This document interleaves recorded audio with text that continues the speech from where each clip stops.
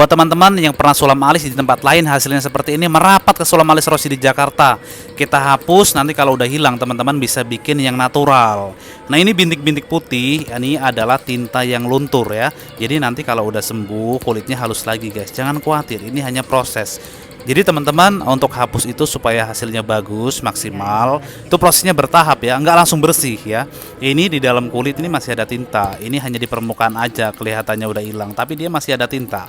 Jadi teman-teman supaya hasilnya maksimal memang harus sabar ya, tidak ada di dunia ini yang sifatnya itu instan, semuanya bertahap. Jangan lupa klik subscribe.